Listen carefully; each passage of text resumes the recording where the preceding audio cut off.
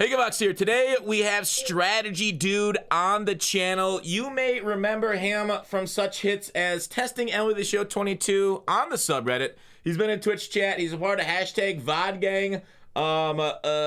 Quite a known commodity, I guess, around the community. So give us an intro quick.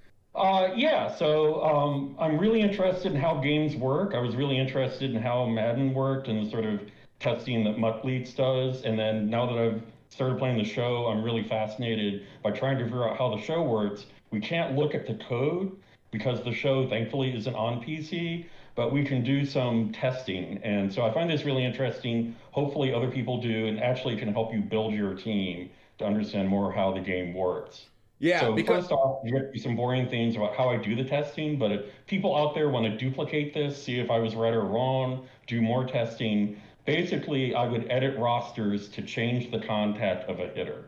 And then I have a pitcher that I set the hits 9 to 90, so that never changes. And thanks to ShowZone, I can pick players that have only one quirk, so I can isolate testing that. And then this is all done in exhibition mode. And I just take screenshots of the pre-pitch PCI, and then I measure the width of it with some freeware and how many pixels wide it is. Then I have a baseline of how the width of a PCI matches to say 80 contact, 82 contact. And then I have a player with the quirk active, and then I match it to that size. And so it works really well. There are some problems.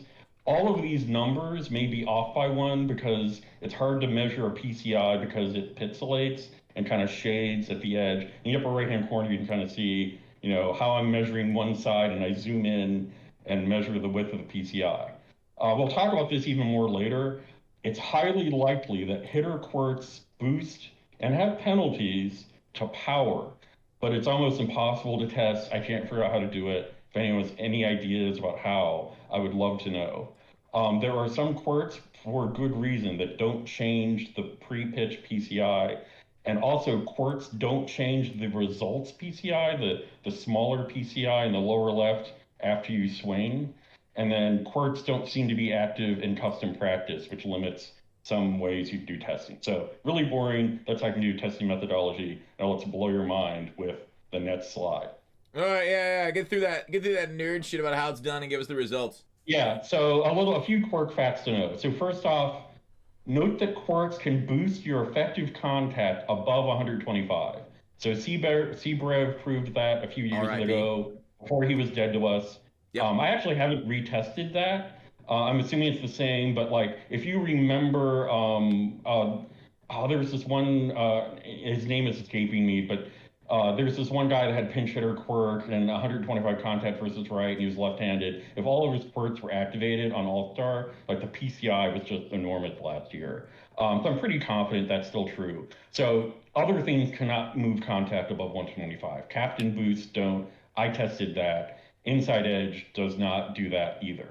And the other overall thing about quirks is that all but one quirk is a penalty when it isn't active. And that's something I found looking at 22. That's huge. True in 23, but there is one that may not have a penalty. And there are some other quirks that don't affect the PCI. Catcher pop time, I question whether that does anything. We all know what outlier does. We sort of know what break outlier does. It'd be interesting to test break outlier. I'm not certain how you would, but I'll accept it does what it says it does. A lot of people say pickoff artist doesn't do anything. I just want to give a shout out to College Lefty. I don't know if this is still in the game. Pitcher durability above 95 used to give you the unbreakable quirk. And even though it was supposedly an inactive quirk, that was a threshold in recovering energy. So if a pitcher, and usually it's the old school pitchers like Walter Johnson or Bob Gibson or things like that, you really get your energy back between appearances above 95. So the quirk is gone. I don't know if this threshold is still there, but I'll just say, everyone's sick of seeing Bob Gibson over and over again. He has 99 durability. A lot of times he's recovering his durability before you need to go to your fifth starter. So you just show him more and more again. So that might be in the game. Still, my impression is it probably is, and that's one you never heard much about. Is that why? So Is we that why I can, see Bob Gibson every single game online? yeah, and it's these old school guys. You look at the durability above 95, so that affects recovering energy. It's not just getting injured, which of course doesn't apply in Diamond Dynasty unless you get hit in the head by a line drive. But Yeah. yeah, just something to think about. So we can go into the quirks and start off with the ones that suck, and then work our way up. D So and F let's tier go quirks. to yeah, D and F tier. So I really think these are straight ass. The worst one I think is Fighter. So Fighter performs better in the ninth inning or later. So no, I didn't test everything because I'm lazy. I had no desire to sit through an exhibition game to the ninth inning when I'm not like paralleling my own players or anything like that. Based on other evidence, I believe the boost is probably +5 to contact, but there is a penalty of -1 that's basically all the time. So I think this is easily a worse quirk. Almost, Now, every time you're playing, it's the penalty's active. To have it active, you have to get to the ninth inning in ranked, which doesn't happen that often. yeah. And that player needs to come up that inning. So I would prefer that my players don't have it. The problem is a lot of the players that have a lot of good quirks, they also get things like Fighter and situational hitter, but I think this one is pretty lame. I got a couple things here. I just want to reiterate. He's not able to test power. He thinks, and we think it does increase power, but there's no reliable way of testing it like contact and PCI size. RD4 Life says durability does nothing in this game. It says in the reviews all over the stats in the game menu. What can you explain the game what are you talking about? But they say durability does nothing. So that's who knows what durability does. But yeah, Fighter makes sense. All right, I just want to reiterate contact and power go together. Yeah. One thing I'd just say, I mean, I will cite a lot of the manual and menus as evidence for things, but as we've seen with Madden, sometimes what a game says it does and what it actually does doesn't match up. So yeah, absolutely. So situational hitter, like I said, this is a rare situation. I think I did look for the major leagues on Fangraphs about how often you have a runner in third with less than 2 outs. It's actually not very often, and whether that applies to the show, hard to say. So it is a good boost. It's +5. The penalty, like I said, because of the pixelation, there either is no penalty or there's a -1. If it's a -1, I would rather not have a hitter with this. It's not critical to my gameplay to drive in runs from third. I suck. I'm looking for solo home runs when someone throws a mistake pitch. So I prefer, again, not to have this on my players. We'll talk a little bit about pitchers. Pitchers have fewer quirks. So Rally Monkey and Stopper are essentially the same thing. Rally Monkey's for hitters. Stopper is for pitchers. The problem with pitchers, it's hard to test pitchers playing solo because to get behind, you have to give up runs, which hurts your confidence, which starts screwing up PCI size. So the pitcher boost for Stopper is probably 1 or 2. The penalty is definitely -1. And then the same for Rally Monkey. I can test that. The boost is either 1 or 2, penalty -1. The big problem here is when the game is tied, it isn't active, so you have to be behind. And so I would rather just not get behind in the first place and not have these on my card. So those are the DNF tier quirks. And then some quirks that are kind of neutral. We'll move on to C tier. So these are kind of the where you play and what time you play. And they're all a boost of +1 and a penalty of -1. In 22, interestingly, they seem to be like +2, -2, at least some of them. So they might have tweaked these. I will just say right now, if you're a God Squatter, it's much more common to have day player and homebody. That's just the dynamics of the cards they've released. I would take a look at your lineup and choose what time to play based on that, and then try to match your starting pitcher over and above all. If your starting pitcher is a day player, choose a time during the day, choose a time at night. If you choose twilight time, kill yourself because you're a toxic player. I got a question. Where's the attribute description menu? Is it in Diamond Dynasty, the main? Where do you get this from? for some of these things. Somebody in chat Either talked about it. a card or then Show Zone. If you look at quirks on Show Zone, I think they don't have exact transcriptions. So do you know where it is in game? Or chatter, do you know where it's in game? And then I can show it on the screen. All right, so these are all like neutral ones that like, I would not pay attention as much unless you have a whole stacked lineup of day and homebody. I mean, +1, -1, it's like, yeah, how much is that going to truly affect you? Where's the handbook? Where's the handbook? People just keep saying the things. I don't know where it is.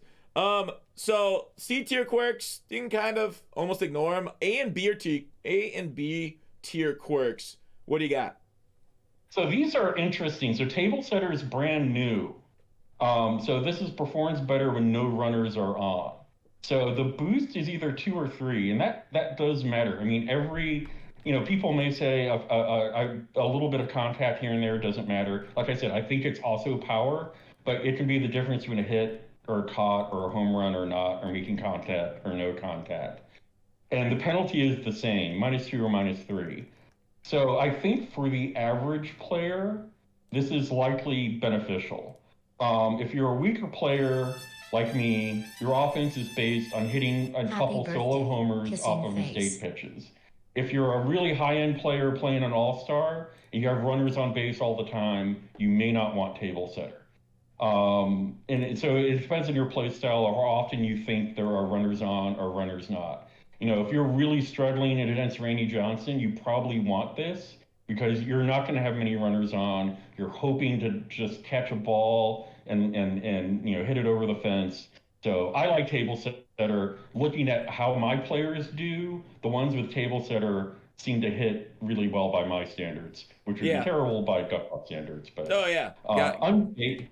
we're just a move the runner type of a gamer right here. We always got somebody on base. You're right. Table Setter, negative. No. Well, it's a good point. Yeah. Solo shots are big in this game, so Table Setter is huge. All right, so I'm looking at the attribute descriptions. Appreciate you, chat. Let me know where it was. It does says durability as a simulation stat does not impact Diamond Dynasty here. So maybe that, which was in previous years, is not in this year's game. And we just see Bob Gibson because just everybody's got Bob Gibson. All right. What's up? Yeah, I'm really confident it does affect recovery of energy between stars. You do think it does? Yeah. I may need to test that. It's testable. I'll take a look at that. So that'll be on my list of things to test. Okay. Yeah. Let us know. Yeah. We're with Strategy Dude right now. Chat was asking about it. Strategy Dude. He's a good tester in the community. He's been doing it for a couple years here, and it's just super interesting. We've seen some crazy things so far. So, unfazed first pitch hitter. Unfazed, they got a bigger contact than first pitch penalty than first pitch hitter, huh? Yeah, there's a possibility that like I said, any of these could be off by 1, just because it's so hard to measure the edge of the pixels. Okay. So it might actually be -1. There's definitely a penalty. I really like unfazed because I suck, and I'm down 0-2 like right away, really fast.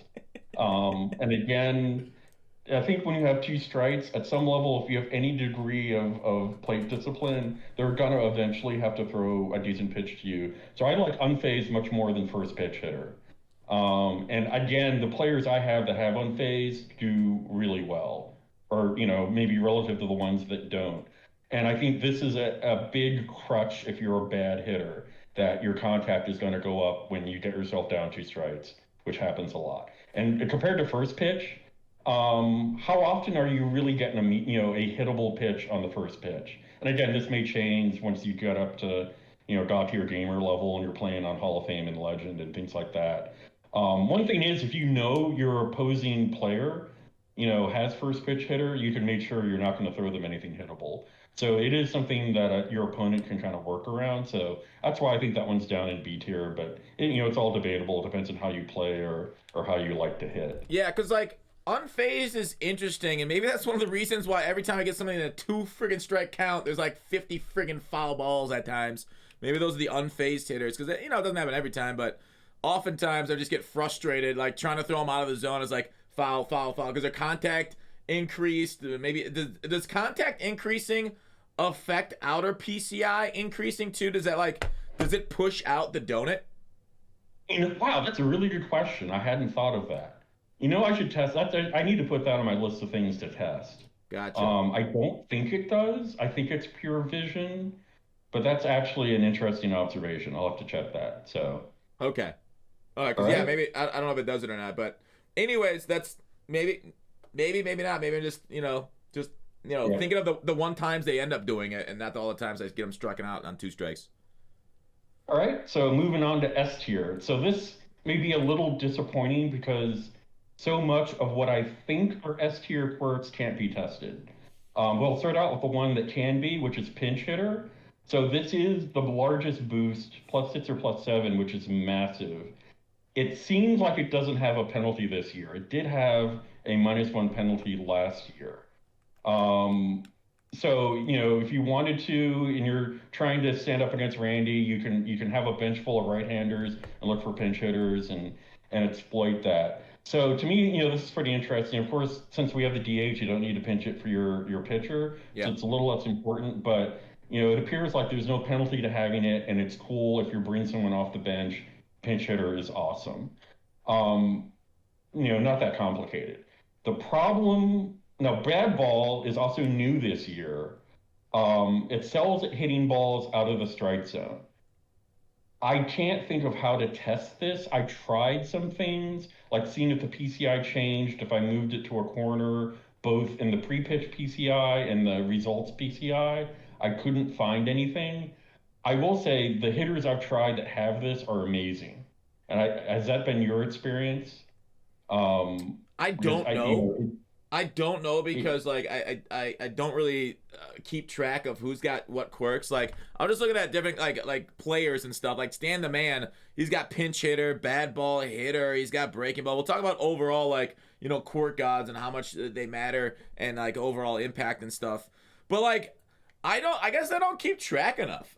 Like bad ball hitter. Like I think I saw, was it your post or somebody else post on the subreddit where they were like these bad ball hitters have been just incredible for him. And obviously we'll talk about swings and everything here coming up. But yeah, I don't know. I really don't. But maybe the thing is also God tier gamer, never swung at a ball outside the zone of my life. Everything's hittable to me. that's true. That's true. Yeah, so I think it's a really good quirk to have. Now, Dead Red and Breaking Ball is fascinating. And I will say, like, prior to this year, when fewer players had lots of quirks and it was mostly live series, the people the quirk gods that people loved were like Trout. Trout had Unfazed, Trout had Dead Red, Breaking Ball most of the time. And so I believe these are really good quirks.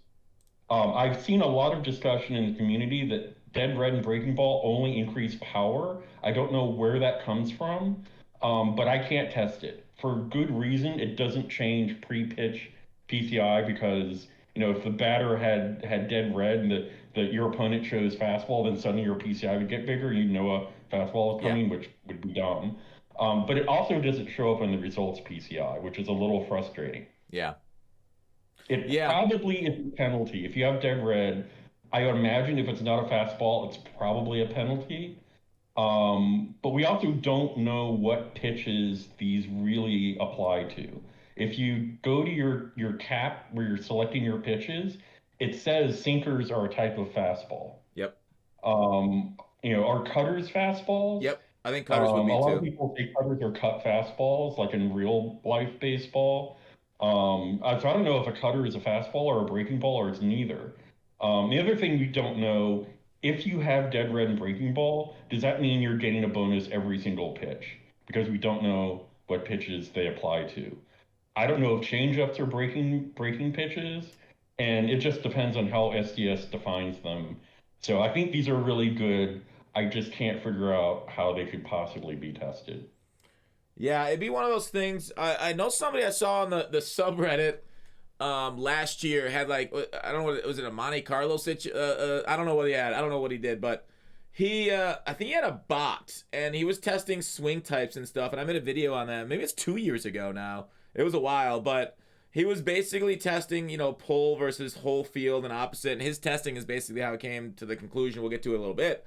But like You need something like that, right? You need something like that, and Yeah. then measure the results over like a large sample size, like exit velos and contact and stuff like that on guys with dead red, guys without it, guys with breaking ball, etc. So it would have to be some sort of bot, or SDS just communicates with us what it actually Yeah, does. what kills you though is that the quirks don't seem to be active in custom practice, and then you're destroying Oh shoot, the yeah. confidence of the pitcher. So yeah, I mean, I don't want to. I have some. I think I know what you're talking about. I have some methodology issues